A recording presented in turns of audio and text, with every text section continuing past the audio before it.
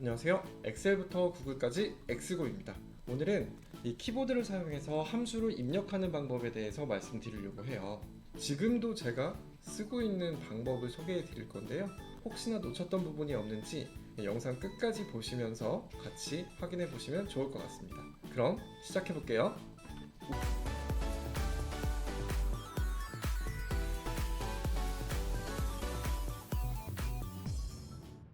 Excel to Google, Xgo. 우리는 왜 키보드를 사용해야 할까요? 함수를 키보드로 입력해야 되는 첫 번째 이유, 저는 속도에 있다고 생각합니다. 물리적으로 우리의 손이 키보드 위에 있다가 마우스에 있다가 다시 키보드로 옵니다. 이때 걸리는 속도보다 우리의 손이 모두 키보드 안에서 모든 게 해결이 가능하다면 조금 더 편할 수 있겠죠. 그리고 그 편함으로 인해 속도가 빨라지겠죠. 그리고 두 번째로 생각하는 장점은 키보드로 치는 타이핑은 점점 빨라집니다. 처음에는 조금 느리더라도 계속 쓰다가 익숙해지면 익숙해진 만큼 속도는 빨라질 수밖에 없게 돼요. 두 번째의 장점은 정확도입니다. 영어로 되어 있는 함수를 우리가 다 타이핑할 게 아닙니다. 자동 완성 기능을 사용할 거고요. 몇 글자만 입력해도 정확하게 입력이 가능해지는 거죠. 자동 완성은 아시다시피 오타가 있을 수가 없어요. 시스템적으로 우리가 입력해 놓은 단어들을 그대로 가져다 쓰는 거기 때문에 오타가 있을 수가 없습니다. 정리하면 빠르고 정확하게 함수를 입력할 수 있는 방법, 바로 키보드를 쓰면 가능합니다. 여기까지 말씀을 드리면 이런 말씀을 주시는 분들이 계세요. 키보드가 익숙하지 않아서요, 타이핑이 빠르지 않아서요, 영타가 느려서요, 마우스로 하는 게 조금 더 빠를 것 같아요 라는 의견을 주시는 분이 계세요. 그런데 좀 전에 말씀드렸지만 영타, 즉 IMO 보이라는 걸 다 칠 게 아닙니다. 이 중에서도 보이, 또 어떤 상황에서는 B나 O만 입력해서 전체 문장을 자동 완성할 거기 때문에 이런 걱정 없이 영상 끝까지 보시면서 나도 할 수 있겠다라는 걸 꼭 가져가셨으면 좋겠습니다. 자, 그러면은 함수를 입력하는 방법부터 말씀을 드려볼게요. 함수를 입력할 때는 두 가지 키만 기억하시면 됩니다. 저는 는이라고 하는데 등호키와 탭키만 기억해 주시면 돼요. 먼저 등호키를 입력한 다음에 몇 글자 입력하게 되면 우리가 입력한 글자가 포함된 함수의 목록이 뜨게 됩니다. 이 목록에서 우리는 선택을 하면 되는데요. 파란색 배경이 맨 위에 있게 돼요. 물론 이 파란색 배경은 방향키로 조절이 가능하지만 저는 별로 추천드리지가 않습니다. 왜냐하면 손이 여기에 있다가 방향키로 이동을 하고 다시 오는 거기 때문에 마우스보다 조금 빠를 뿐 속도면에서 이점은 없어요. 그렇기 때문에 타이핑을 쳐서 파란색 배경에 내가 원하는 함수를 위치시키는 걸 추천드립니다. 이렇게 원하는 위치에 내가 원하는 함수가 파란색 배경 안에 들어왔을 때 탭키를 누르게 되면 완성이 됩니다. 친절하게 대문자로 다 바꿔주고요. 함수를 입력하세요 라는 의미에서 괄호까지 열어주게 됩니다. 물론 이 과정에서 절대 오타는 있을 수가 없어요. 이렇게 괄호까지 열었을 때 범위를 입력하면 되는데 보통 우리가 마우스로 드래그를 하죠.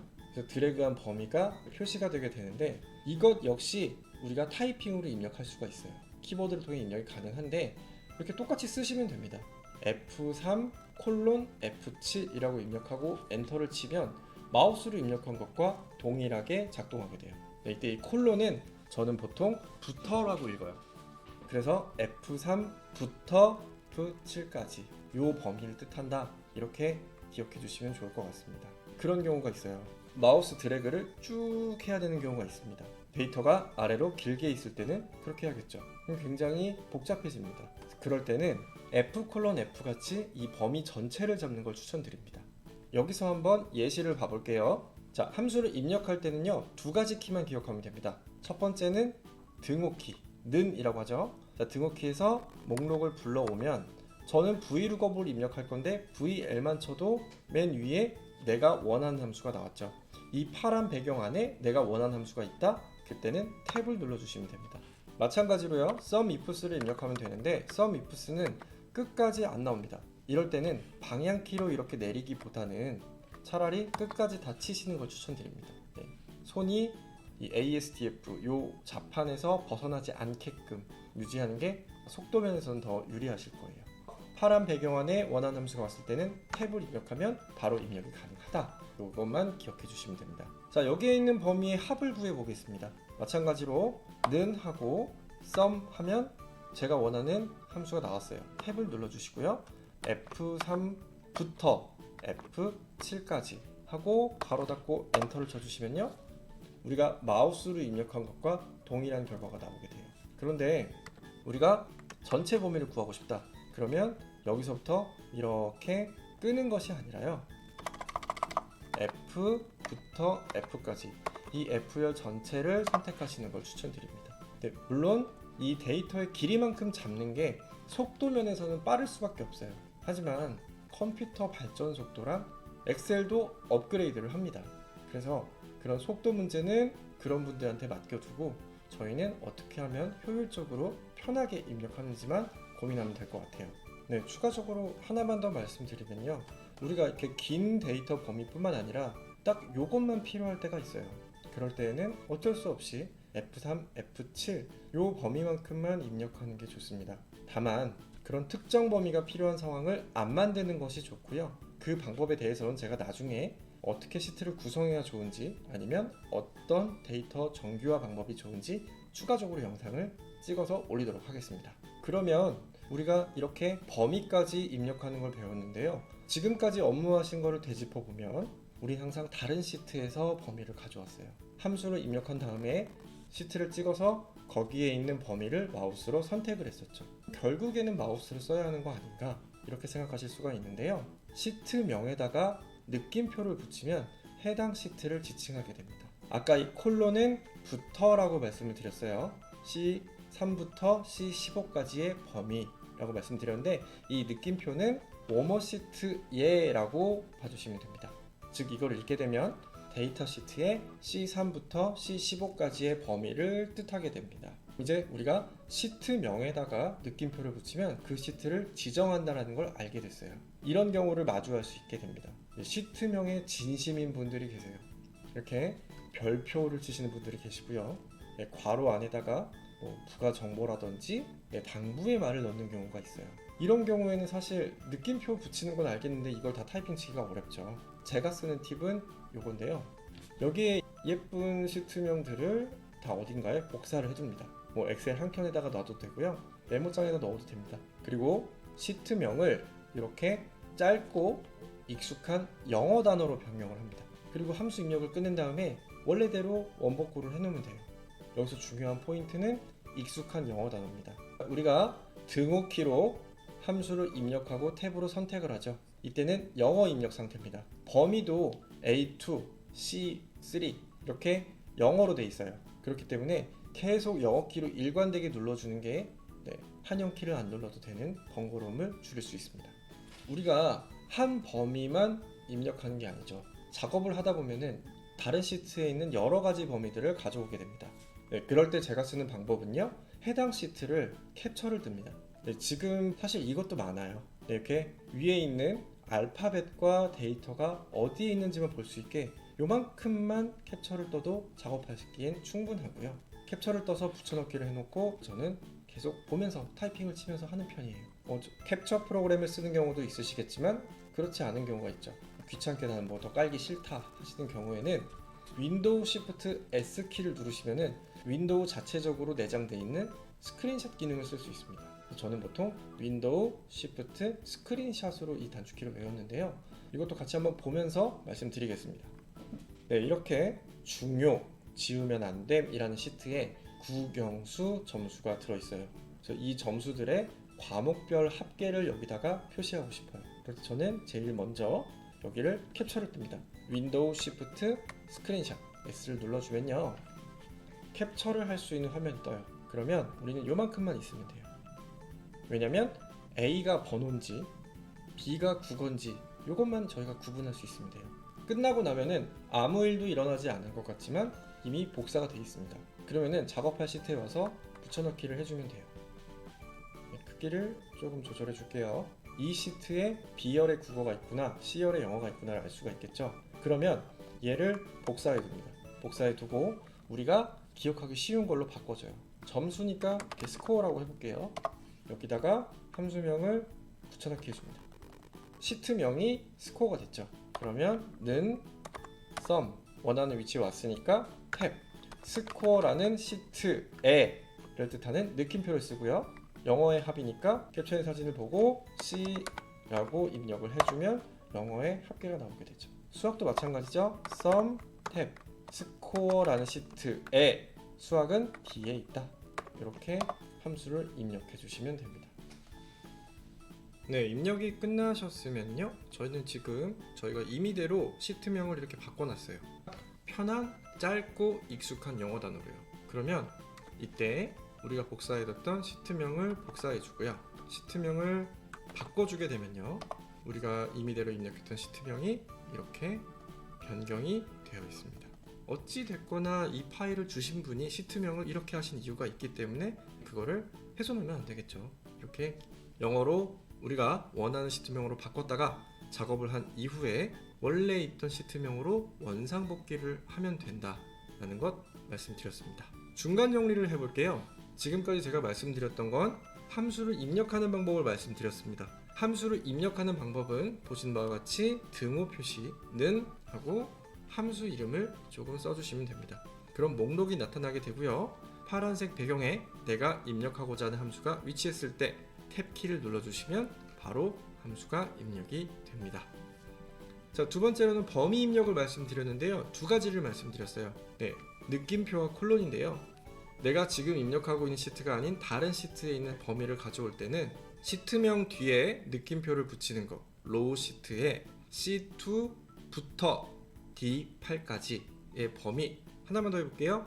레포트 시트에 C부터 D까지의 범위가 됩니다. 그럼 우리가 이제 함수를 키보드로 입력하고 범위까지도 키보드로 입력하는 방법을 배웠습니다. 그럼 이제 함수를 채울 범위를 선택해야겠죠. 아마 알고 계시는 분들이 계실 것 같아요. 컨트롤과 방향키를 누르면 그 방향으로 연속된 셀의 끝까지 이동을 하게 됩니다. 쉬프트와 방향키를 누르면 셀을 그 방향으로 선택하게 돼요. 그러면 컨트롤 쉬프트 방향키 3개를 동시에 누르면 해당 방향으로 연속된 셀의 끝까지 선택하게 됩니다. 우리가 함수를 입력할 때뿐만 아니라 모든 범위를 잡을 때 사용이 가능해요. 자, 이런 데이터가 있다고 했을 때 지금 컨트롤 키를 누른 상태에서 방향키를 눌러볼게요. 그러면 내가 누르는 방향키에 따라 셀이 연속되어 있는 끝까지 이동하게 됩니다. 이런 경우 많으시죠? 밑에 아무것도 입력이 안 되어 있다면 컨트롤 아래 화살표를 누르면 셀의 끝까지 와버립니다.